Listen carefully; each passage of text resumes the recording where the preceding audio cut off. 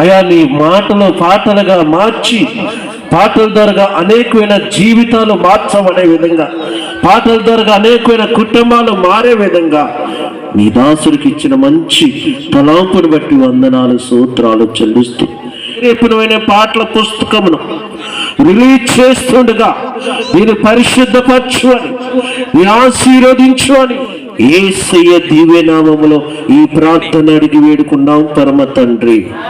ఆమేన్.